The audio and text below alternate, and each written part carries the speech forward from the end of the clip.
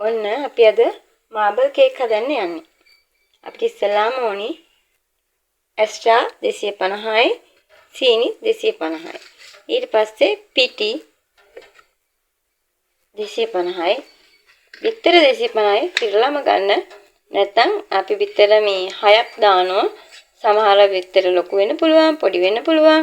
ප්‍රමාණය හොයාගන්න පුළුවන්. හරියටම 250ක් කිරලා ගත්තාම කලරින් පාට දෙකක් මම අරන් තියනවා. ඔයාලට කැමති නම් තුනක් වුණත් යන්න පුළුවන්.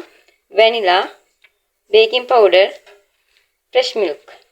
ඔන්න ඔය අමුද්‍රව්‍ය ටික තමයි අපිට අද අවශ්‍ය වෙන්නේ.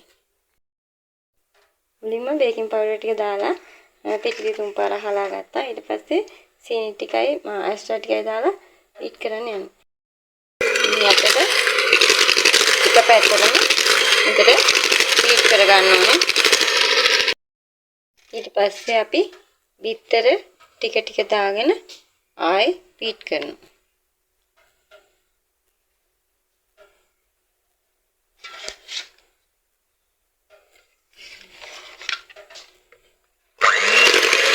ඒකත් එක පැත්තටම තමයි බීට් කරන්නේ.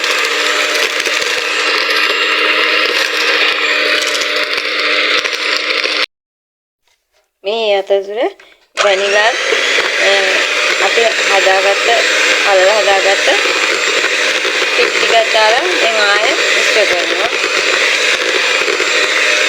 ඒක වැඩි වෙලා මික්ස් කරන්න ඕනේ නැහැ. මේ වගේ ඊට පස්සේ ආයෙ ඉතුරු පිටි ටිකක් දාලා ආයෙ ඒ වගේ මේදී මම ඊළඟට ෆ්‍රෙෂ් මිල්ක් තේ හැඳි 4ක් මේ දාගෙන තියෙන්නේ. ඊට පස්සේ ආයෙ ඒ ටික චුට්ටක් බේක් කරලා ඊට පස්සේ අපි තැටිය බේකින් තැටිය සකස් කරගන්නකම් අපි oven එක preheat කරගන්න විනාඩි 10ක් විතර 10 ගන්න ඕනේ.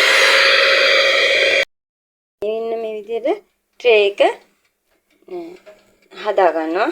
ඊට පස්සේ මේ අපි හදාගත්ත කේක් මිශ්‍රණය අපි ඉස්සෙල්ලා මේකට කොළ පාට කලරින් බෝතලේ මූඩියෙන් දෙකක් දාලා ඒ විදිහට කලවම් කරගන්න ඕනේ. ඊට පස්සේ මේ තැඹිලි පාටින් මම දැම්මා. ඒකත් අර වගේ මූඩියෙන් දෙකක් දාලා ඒක මික්ස් කරලා මෙන්න මේ තැටියට තනින් තැනට දාන්න තියෙන්නේ. හදාගත්ත අඹල් කේක් එක මාගල් තියෙන පාට දෙකයි. මම ඒක පොඩ්ඩක් මික්ස් කරලා ගත්තා. ඊට පස්සේ oven එක මේ විදිහට preheat කරගෙන තිනවා. 180ට දාලා උඩයට ෆෑන් එකත් එක වැඩ කරන ඒකට කරකවලා ඊට පස්සේ අපි විනාඩි 45කට oven එක දාගෙන ඊට පස්සේ බලමු මේක දාලා මොකද වෙන්නේ කියලා. මෙන්න මෙහෙමයි මම හදපු මාබල් කේක් එක.